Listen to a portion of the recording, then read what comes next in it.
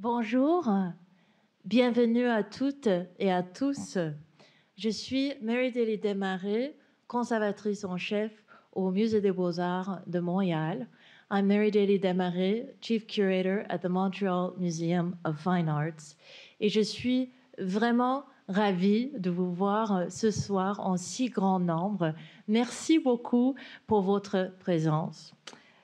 Ce soir, Shary Boyle s'exprimera dans sa langue, mais nous pourrons prendre les questions en français dans la période de questions-réponses à la fin de sa présentation.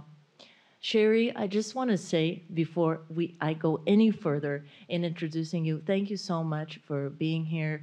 Thank you for sharing your work with us and talking about this exhibition outside the Palace of Me, which you can all see in the galleries as of tomorrow. And I have to say, it's truly fantastic and very moving. For those of you who don't know Shary's practice, she works across a variety of mediums, perhaps most well known for her ceramic sculpture, but she also does incredible drawings and paintings and has additionally a performance practice.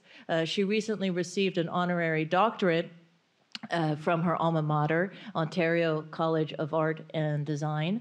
And among the many, many exhibition projects that she has done to great acclaim, she also represented Canada at the 55th Venice Biennale in 2013, which, for those of you who don't know, is kind of like the Olympics of art, if you will. They choose one person from each country, or sometimes collective of artists to represent their country, and it was a great honor to have Shary there. But I was very touched, Shary, in what you said the other night about that project. You said, people talk a lot about that, and of course it's a big thing, but I don't love to have the focus so much on me, and that so much of my work is about collaboration. And that really struck with me, and it's something that you're going to see as you walk through the exhibition, the importance of community to Shary. She's somebody who's collaborated with a lot of different artists, not just in the context of this show, but in other projects that she's done. I think she's helped to bring out a lot of aspects of the practice of other artists that hadn't received maybe enough attention. I'm thinking of Shuvanaya Shuna, for example, the magnificent project that you did with her. And there's a way in the current project, Outside the Palace of Me, where we're all kind of actors in this play that you've put together, where we have to kind of think about the ways in which we perform our everyday life. Of course, you also collaborated with a lot of people to make the show. But I just, we're all living through this moment of weird transition in COVID, where so much of our interaction with the outside world is mediated by images, it's mediated by social media, by the things that we're hearing on the television, so much bad news, unfortunately, about the state of health, the state of war, or lack of peace. And there are, I really profoundly believe that artists can help us find ways through these challenging times. I think that you're one of those artists. I know that you're one of those artists who attacks so many of the most pertinent issues that touch all of our lives kind of head on, but always in a way that is imaginative and that can really help us see the world in a different way. So I really want to thank you for that, because it goes beyond the kind of strangely captivating beauty of the work that you produce, but it's a work that is generous in spirit and collaborative in spirit. And so I just wanted to underline that, and you'll all feel that when you see the show. Before I can pass you the microphone, I would like to say a very special thanks to the supporters of the exhibition, the Fondation Michel de la Chenalière, Domtar, and our public partners, the Government of Quebec and the Canada Council for the Arts, and the Conseil des Arts de Montréal. So without further ado, I'll invite you, Shary, to take the microphone. Thank you so much.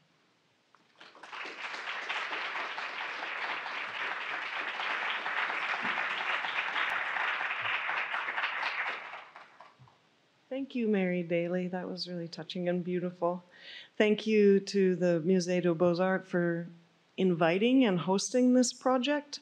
It's a thrill to bring it across Canada. The project was an invitation by the Gardner Museum in Toronto in 2017-18. The director contacted me and asked if I'd like to do something, and that would be the first major solo project that I've taken on since Venice in 2013, because of some of what Mary Daly was saying and myself. I said the other night that there's so much focus and attention on an artist for that phenomenon, that event, that I came out of it really asking what for, and why do we make art, and who is it for, who benefits, all of these really essential questions. And anybody that knows me well, some of my old friends are here tonight, knows that I'm a seeker.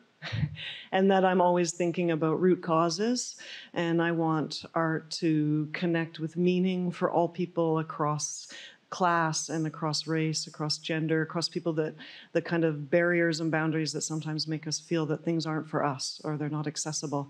And it's true that I believe in a moment of great uncertainty of the future around climate change and so many other issues that are worrying us so deeply, that artists have a certain kind of freedom and responsibility to put forward ideas that maybe are more unconventional, more imaginative, more critical than you might see in even the media or in our political landscape. Often these days when you go to a museum, you'll be confronted with things that might make you feel uncomfortable, but they're really the leading edge of ways of thinking about subjects that are new to us and need to change in order to move forward together.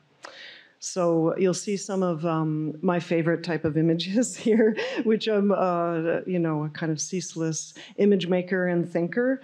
And the deepest kind of ideas in my exhibition are around the very essential nature of who we are, each individual, how we are kind of created through our lives. And so often we see division now, but really we all are born to parents, no matter who you are. We have parents that love us, or we have problematic relationships with them, and there's a spectrum between there.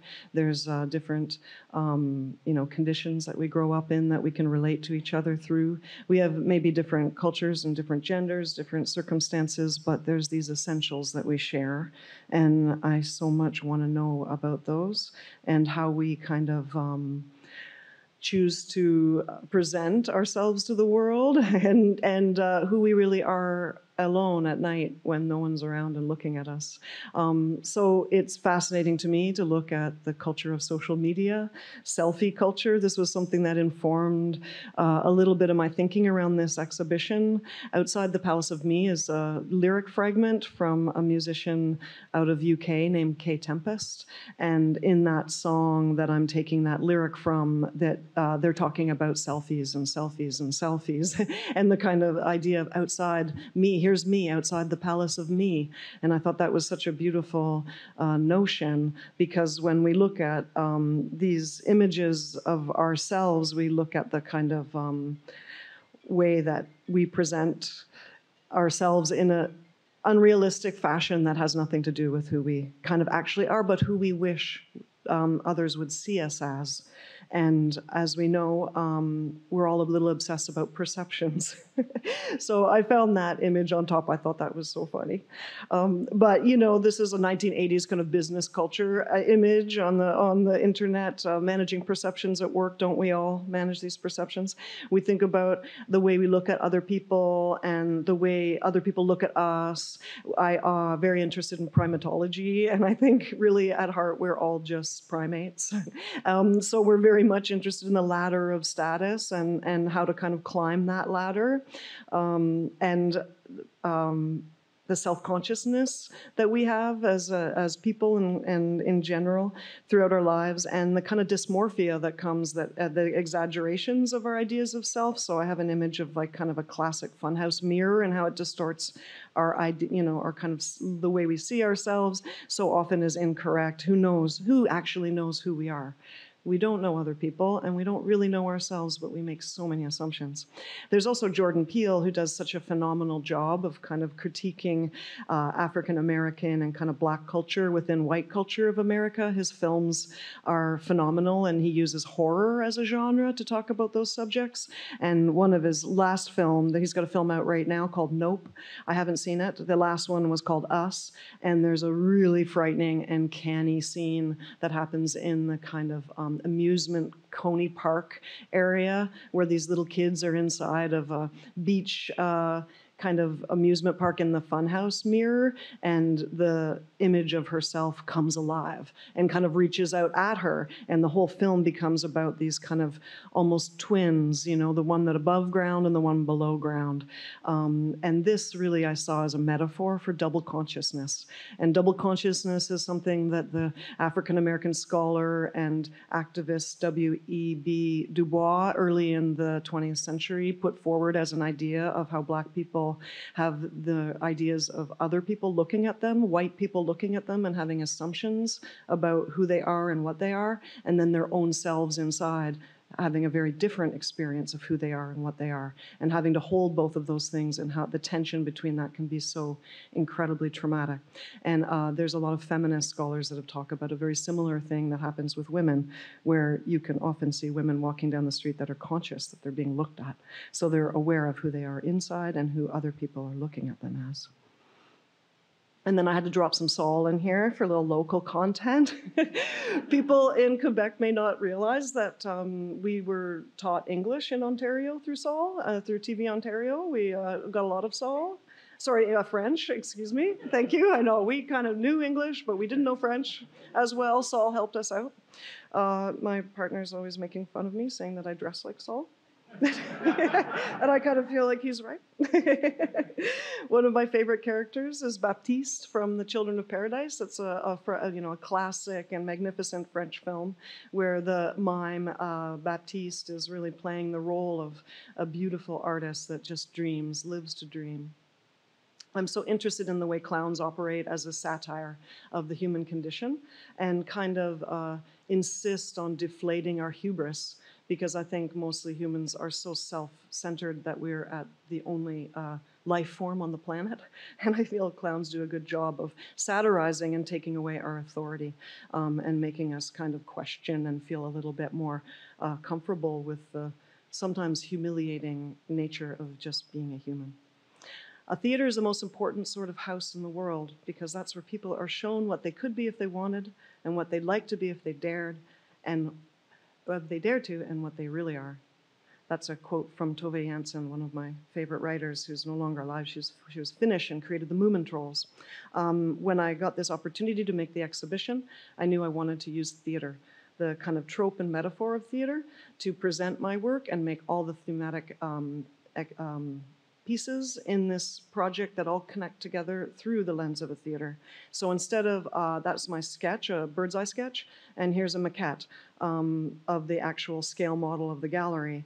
I produced these presentation devices of the stage and a kind of minimalist wings and a backstage dressing room that you get to enter the gallery through with a theater designer instead of an exhibition designer, who is someone that often works at a museum to design the presentation of an exhibition. A theater designer would be thinking of the sets on stage, and I thought that'd be very interesting to work with someone, Shannon Doyle, in Toronto, and we had an amazing conversation about these things, and she really interpreted my ideas in a beautiful fashion.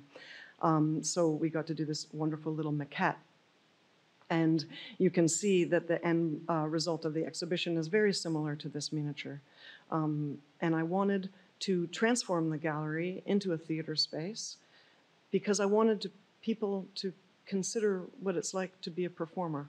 And I think so often in life, like in the audience of a theater, if you're not the performer, like an artist, we are always on stage or performing and having people looking at us. It's not so easy. But so many of us that aren't performing are kind of sneaking in the back in the dark and sitting in the back row. And I do this too sometimes, and that's really a wonderful place to learn and be and observe. but we're actually all participating in society. And in order to solve some of our greater issues, I think we're going to have to step on stage together, collectively. So I wanted to make a space where you enter as the performer. And instead of going into a museum where sometimes people can feel a little intimidated by visual arts, maybe they didn't have an education that talked about it, or they're not quite sure what it means or who it's for, I feel like the theater can be a community theater. So in my show, you enter in the dressing room as a performer, and you will be confronted with these 3 ceramic busts who are looking at you, and you can investigate a little bit, and you can take a brochure, because there's a brochure right there, and it's very necessary in the show because there's no other didactic text or explanations of anything in the gallery. I wanted to put all my work forward inside there with no labels, so that nobody feels like they have to be a student and listen to the authority of the museum or the artist to tell them what the art is about. Again, you have to step up and be empowered and interpret it for yourself and value your own experience coming towards it. You get to walk under the proscenium arch and straight on the stage. And so it's kind of a catwalk, and at the end is the footlights, and there's a spotlight, and there's a very special sculpture at the end. But before you get there, you're going to have a whole series of ceramic, small, intimate moments that are talking about culture. They're talking about how we build ourselves through our lives, through experience, through access, through opportunity, through denied access, through hard times, through good times, through the kind of culture that we're given by our families and our parents and our backgrounds. This particular sculpture is an important one in the exhibition, and it is in the collection of the Musée de Beaux-arts. It was acquired even before the exhibition was presented for the first time. When the materials for the show went out and the Musée saw this piece, they immediately acquired it. So I felt very encouraged by that. And it's now in their One World collection when it's not traveling in this exhibition. But you'll see there's a stack of pots, and every pot represents a different kind of continent, a cultural continent, expression in ceramic, which is a material that every culture in the world has expression and history with. It's clay, it's mud, it's the earth, it's what we're all made of. And I felt like it was a very important and beautiful series of objects to kind of investigate, and also to present as perhaps the head of this figure made out of terracotta. When you look at it from the front, the pots create the culture or the person. And if you look at from the side, the body is actually just the earth. There's little tricks and kind of things to surprises throughout the show, so I won't give that away, but this one, if you look at it closely, you'll see something in the exhibition itself that is very unusual, and you have to kind of move your whole body to understand how to see it. I have images of a lot of people with no heads, which is, to me, is not a horror image. It's not something that's violent in any way. It's really just talking about the self. And sometimes we divide ourselves between our bodies and our heads. That's a very kind of colonial European way to see things. The intellect is the head. Different cultures have a more holistic sense of their body and their intelligence and where their self is inhabits. But for myself, being raised as a white Canadian, and a woman, often divided those two things. So I think a lot about how to bring them back together. I was also found out about cephalophoric saints, which is a kind of Catholic or Christian historical idea of saints that have been martyred through decapitation, which is more violent in history, and how those saints would hold their own heads and then talk through the heads, so because they still had this ability to perform miracles. And I thought that was so fascinating. And I did a sketch about this. I did some drawings. It says artist is cephalophore, and that's just incorrect. Like, that was me trying to remember cephalophore or something. Cephalophoric, different word. And then in the end, I went to NASCAD and made a lithograph on stone, which is a beautiful printmaking technique that I was taught in a few years back by a master printmaker there, and created this image that you'll see used throughout the museum as kind of a signature image of the artist in their studio creating kind of themselves. And often I think about going into the studio alone, where I've spent most of my life by myself for endless amounts of hours, creating things and kind of processing and trying to figure out life through my art. I feel blessed that I have images to help me do that. And I'm assembling myself each time I go into that space, and I come back out a little bit more whole. I think about glamour and the way we love to present and fashion and kind of the peacock spider this little piece is about. I don't know if everybody knows the peacock spider. That's another internet phenomenon, like a meme that happened. It's a tiny little spider out of Australia that the male is phenomenally colored and does the fantastic dances for the lady spider. So I thought about also acrylic nails.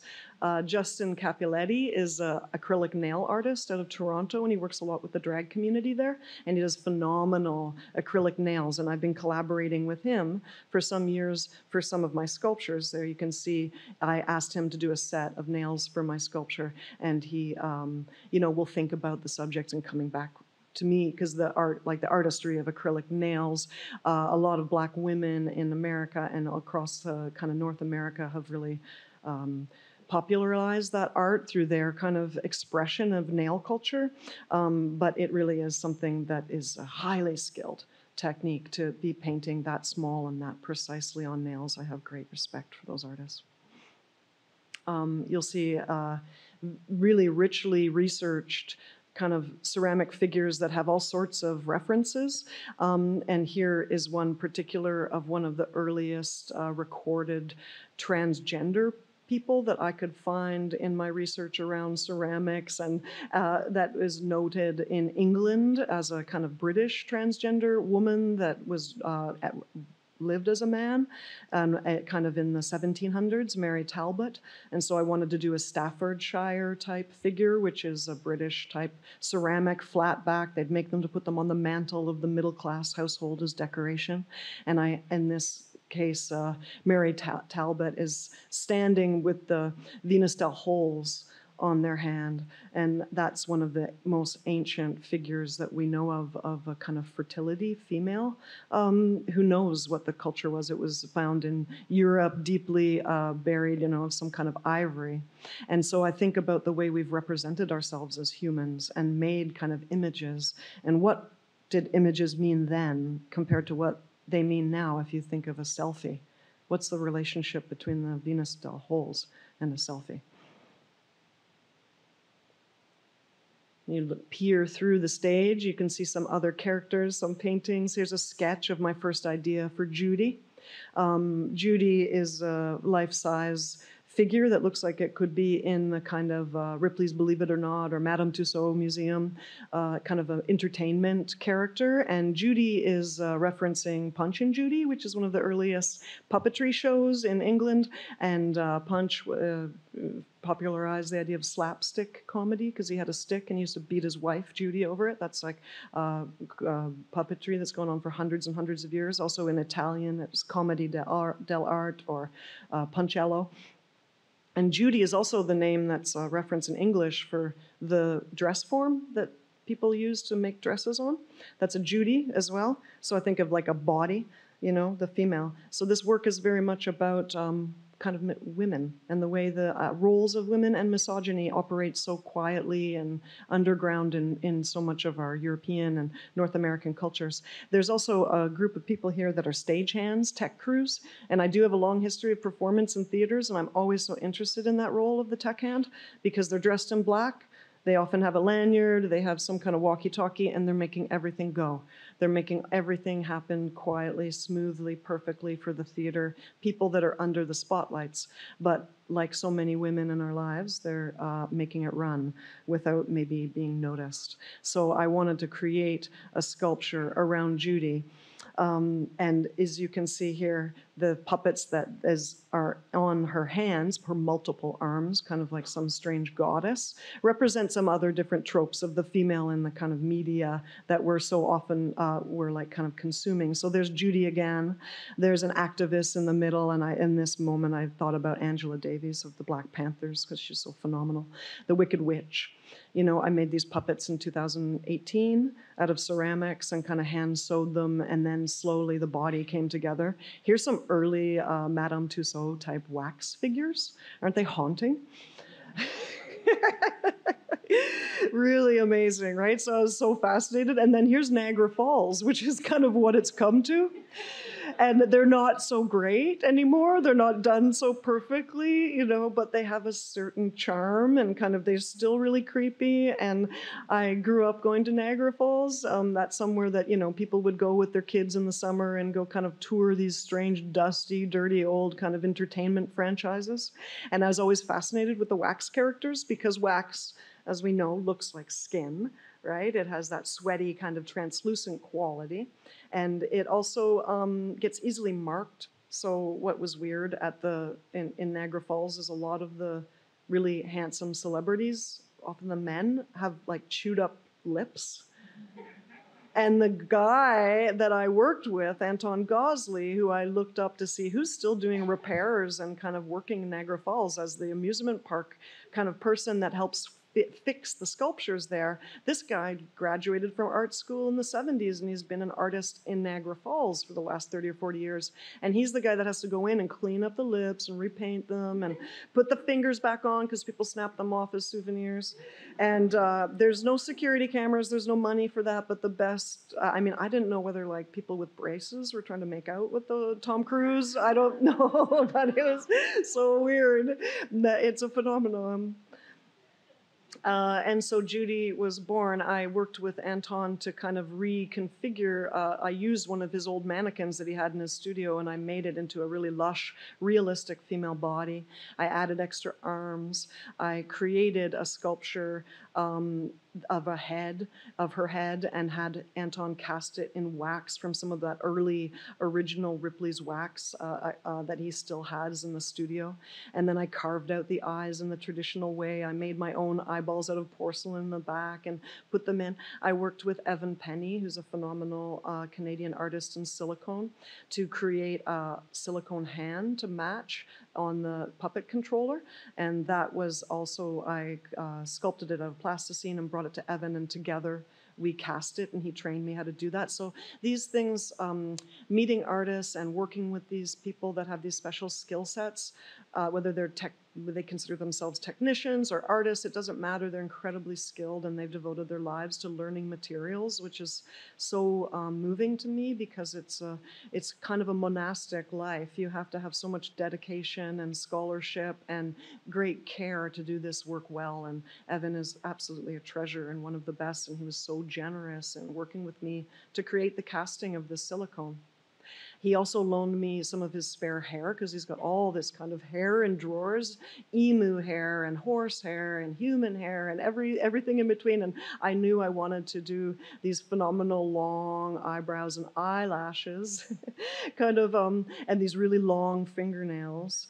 And I thought of the sloth and the fingernails and the kind of, this is a drawing I made many years ago with the eyelashes that come down. And for me, there's a metaphor, a symbol in my own personal language around kind of the glacial pace of societal change, is like how, you know, we've given that false, it's not true that people after they die that their hair keeps growing and their fingernails keep growing, but I think some people probably learned that myth that it never stops. It does stop, you know, but the idea of it, the idea of things that just don't stop and they go on forever, and it's kind of depressing. That's a an interesting metaphor for me. How can I animate that, you know? So Judy has these kind of like lashes that go on, and this hand, you know, that goes on, and this very strange marionette, which I also learned from a Russian marionette artist. I took a class with him and a workshop to learn how to make my own marionette. And this, in a funny way, ends up being a portrait that doesn't look whatsoever, but kind of embodies my mother, the embodiment of worry, which is also another female characteristic often. Moving on to the star of the show, which is centering, this kind of sculpture of glamour, and which is the embodiment of envy. Grant Heaps is a dear friend of mine in Toronto and a textile artist. He works at the National Ballet in the costume department. He's phenomenal. I asked him to come on with me because I knew I wanted to make a sculpture that spun. And what better person to bring on board would be someone that works with textiles that and actual bodies like ballet that are spinning constantly, and how much rigor and kind of stress that puts on the textiles. And I knew that Grant would have wonderful ideas because he's the most meticulous hand sewer. And you'll note in my exhibition that there is so much almost prayer-like sensibility around the material attention. Everything is given great love and care to the very best ability of all of our skills to make the most well-made and beautifully handmade objects. So that kind of sings in a way for like a human capacity. I believe in that very strongly. And Grant is an amazing example of a person that also believes in that. And together we created this sculpture that's based on a pottery wheel. And because my show was invited by the Gardiner Ceramic Museum, I wanted to make something about the pottery wheel, because it's such a basic kind of utilitarian object that's quite ugly, but it's phenomenal. It's got this amazing motor in it, and you can hit a pedal and it spins. And I thought, well, what if I put kind of a stack of pots made out of wood and then made a costume on it and let it spin like some kind of bird that like puts its arms up when it's in a mating frenzy and shows all the colors underneath.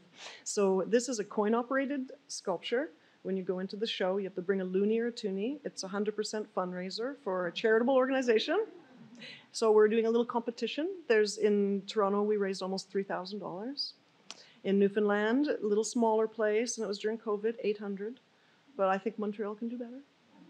So it's a organization called Inspiration Studio, and it's teaching women that have had all sorts of challenges and barriers in their lives how to make ceramic pottery, so that they can sell it themselves and give a supplemental income and create a community together. It's a very beautiful 25-year-old program, and it's done amazing work. And so all of the money goes to them. And it's a really fun and beautiful kind of Liberace style sculpture. You can see there I am hitting the pedal and making it spin. And you got to look underneath, because that's where all the drama happens. And there's a coin box. Here's inspirations. So the next thing I want to talk about is my original sketches for a series called The Procession. And in the beginning, 3 or 4 years ago, I wanted to do some kind of silhouette type sculptures out of black clay that would have overhead projections on them, because I've been working with the overhead projector. Here's me doing silhouettes from behind an overhead projector in a theater program where I have paper costumes that are making kind of the shapes, and there's another collaborator of mine dancing with me in the red one. So these are machines that I've used for years, either performing with musicians on stage in theatrical capacity, or here is at the Venice Biennale. I had a still installation with a massive kind of mise en scene with a long sculpture of a mermaid in a grotto and 3 overhead projectors, or retro projectors, they call them in Europe, with projecting all these photographic images on top of the cave. It was really a spectacle. It's hard to see in this, but I really have a soft spot for those projectors. And so I wanted to make a series with the projections and the shadows and the sculptures. And then I started to think about this sculpture series that I made and presented at Galerie de l'UQAM with Louise Derry in 2017, and an exhibition I helped put together of my work and other artists called Earthlings. Louise Derry and UQAM have been great supporters of my work all the way back to 2010, so I have a strong relationship to this excellent gallery in Montreal and this wonderful curator. And so this series was presented there. In 2016, I made these small series that kind of really related to and tried to talk about all of the life and world events that were happening in 2016, which is a very huge year for North America. So many subjects happened that I think people couldn't ignore any longer. It also happened to be when Trump came to power, and I feel that that kind of took us on this media life that we're on now, where we were just endlessly hearing about this, and it just kind of built and built and built all the stress and anxiety and polarity between people. So I felt in 2020, at the end of 2020 was when I made this series, The Procession. And here's a whole bunch of the figures in my kiln. So they're greenware, they're very fragile, they're all in there very carefully in order to be fired. And in the end, they're coming out more like this. And it's a march. And it's a march of protest, but it's also it's a parade of joy. So it's the place where people come together. And I'm very interested in this idea of ourselves as lonely individuals when really we're a part of a greater collective. So again, this kind of thinking about community and how change can happen. It cannot happen on an individual level. These are systems, and we need communities to kind of rise up, right? And we need communities to support each other too. We need to help each other out. So I wanted to make some kind of very joyous and beautiful series of figures that were kind of marching. I, in the end, abandoned the overhead projectors because you have to have a totally dark space for them to work, and I didn't want to have a dark gallery. I wanted there to be light. So I instead decided to mess around with the shadows by painting these projections on the walls. And the shadows have a beautiful metaphor all their own. So you can see there's these characters, they're wearing masks, it's COVID already.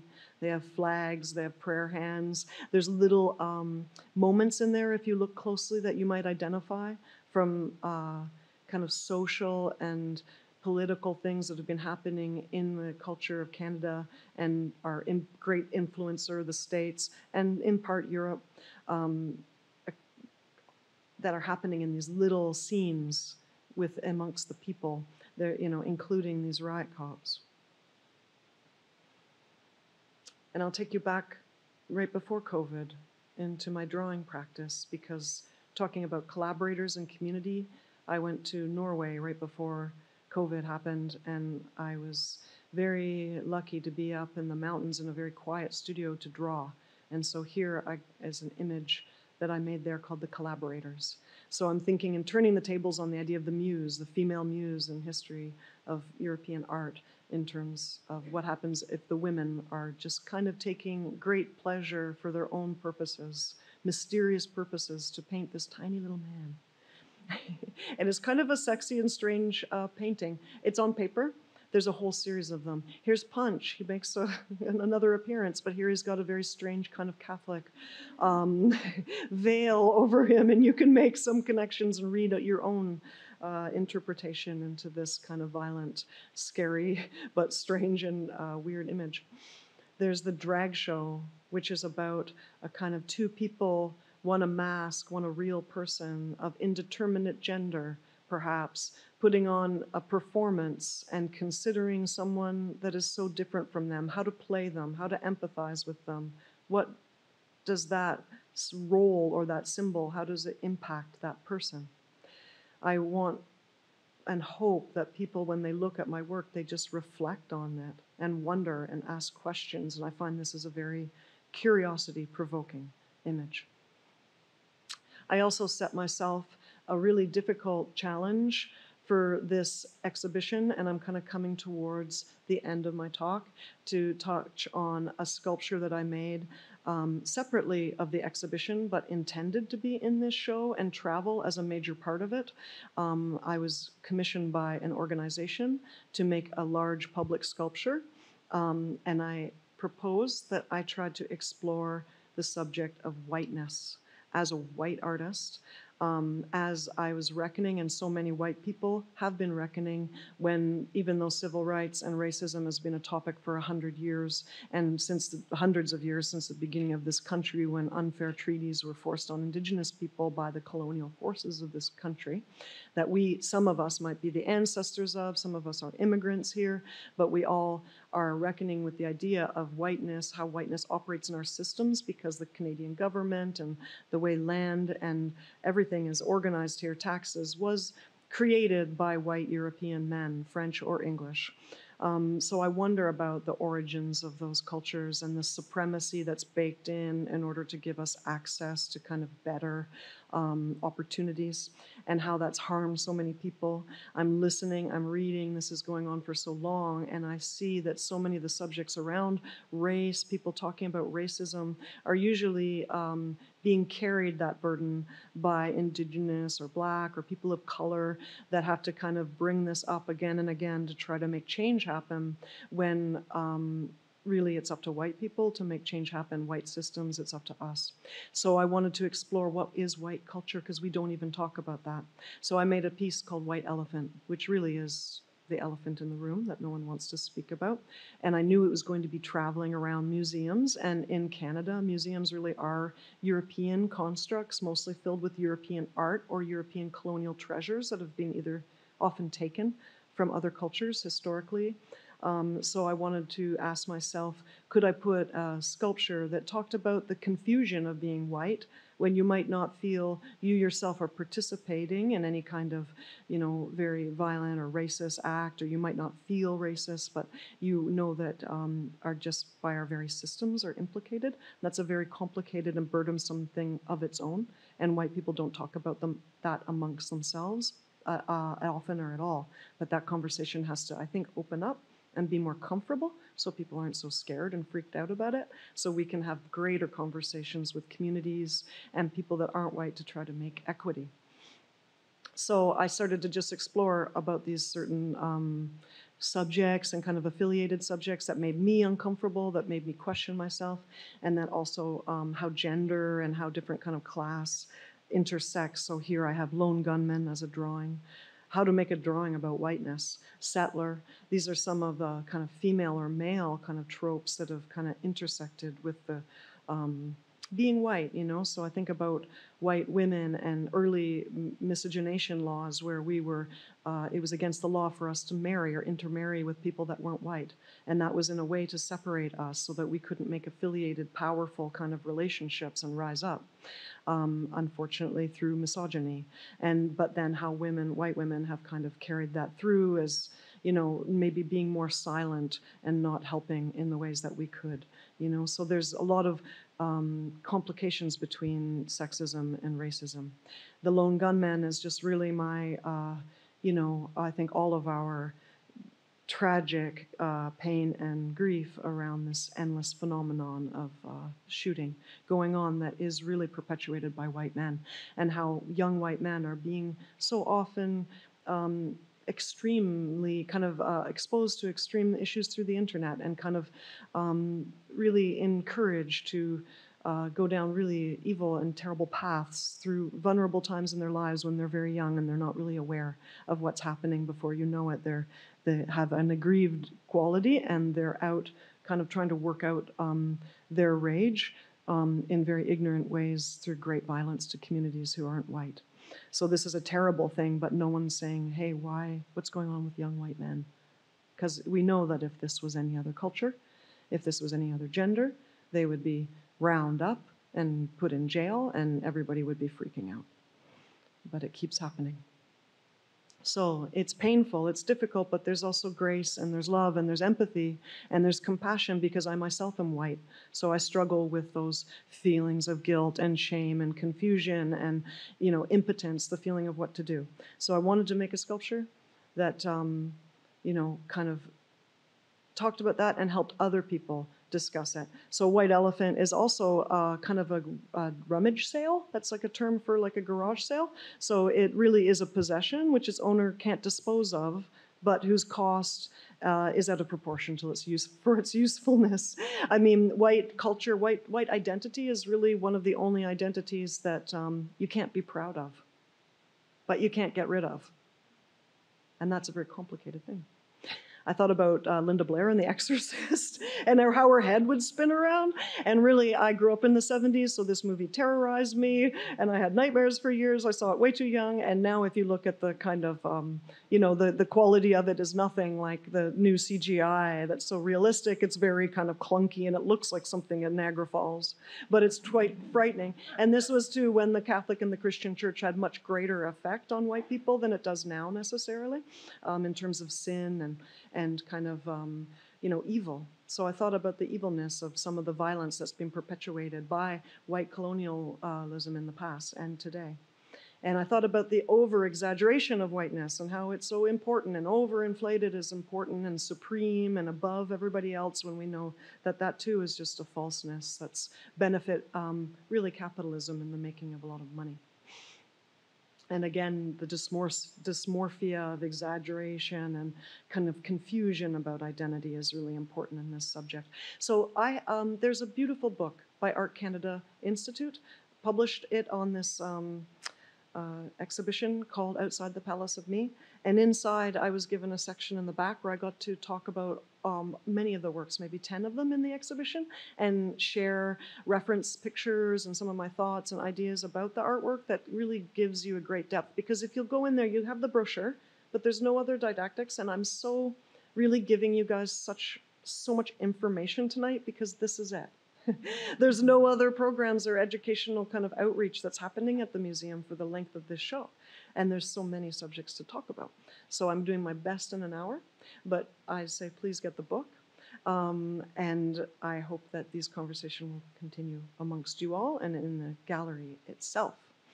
There's also this, if you want to know more about White Elephant, which I really encourage you because it's so researched and there's so many beautiful things, you can go on YouTube and look up the making of White Elephant. And there's an hour-long talk just like this, but with a whole other set of images and subject matter around the exhibition. I wanted to shout out some of my collaborators. Colin Harry was the mechatronic designer that worked out with me on all the animated things in this exhibition. Out of the corner of your eye, you'll see things move. He made them move. He also helped me with the armatures, designing these things, the industrial motors. I had different people in the studio helping me do some big sculpts. There's Alexis Mackenzie, and she's a theater prop artist that I work with sometimes. I kind of gave a little breakdown of how I would have made one of my sculptures like White Elephant. I handmade the hands out of porcelain, and the heads are slip cast. I made multiple to be able to, some of them will get destroyed in the kiln, so you've got to choose the one you like best, so you make many. So I made many, and you know, one of them turned out just so. And then here's Colin working on the mechanics and programming, because there's this thing that happens with the head that is on a motion sensor, and you will see if you come later on in the exhibition. There's also the world's largest sweater, and I would like to put it into the Ripley's, believe it or not, because I think it is the world's largest sweater. And it's beautiful, and it was made, I was trying to think, what is the whitest outfits? What's the whitest clothes? And I was like, a little Irish kind of prim sweater would be really white. And so I have this white wool sweater that's made from a 40s pattern, which I think is quite beautiful, but it's very kind of proper. And I had it made on a knitting machine instead of a hand knit thing, because I wanted it to look like it came right off the rack. I didn't want any kind of weird, you know, handmade. This one I wanted it to look like it was a machine made thing, industrial. And then I had Julianne Wilding, who's a costumer and a friend that works in television and film. She took these long pieces of knitted wool and cut them and sewed them together in really a magical fashion, so that it all comes apart with hundreds and hundreds of tiny snaps around the arms and the vest and in pieces, because it's like a giant baby that you can't undress in one piece. You've got to take the arms off and the bib off and all these different parts of it off, and then it's got to come back together so you can't tell. So it can ship in separate pieces. And Heather Goodchild, who's a phenomenal artist and a textile artist, a painter, ceramic artist in her own right, and she's an amazing tailor. So I thought about these 1980s slacks, you know, that would be just right. So I got her to make these wool pants, and here she is. You know, each leg and arm is a different length. It's really difficult. She made an amazing pattern. She did it over and over and over again, and the pants come off in two pieces, but they've got a silk lining and little pleats and real pockets, and they fit just perfectly over the ankles. They're really a wonder, and they should also win an award for world's largest and best pants. And then I had to put in rows of hair that would be normally put in kind of to like extensions in someone's hair. I bought individual. You can't get white natural hair this white, and so I had to you know, attach hundreds and hundreds of rows into the head of the porcelain, and then it was super long, and I had to get Dallas Wagner, a hairstylist, to come in and do this fabulous haircut. Broke her scissors. It was so thick. And here's White Elephant in action. So if you're lucky, and if it, don't be scared, you might trigger a full 360 head spin. And it does have to get a hairbrush. Like about every 2 days, you have to go and give it a little hairbrush, because it gets wild. So you can see the scale there. So here we are. This is a side view of something that you'll see in the gallery, an installation shot. This was at the Gardiner. And full circle, you'll end up on the other side of the mirror from what you entered the dressing room, as you'll see it's a two-way mirror, and people might be looking at you by the time you get to this point. Thank you for your great patience.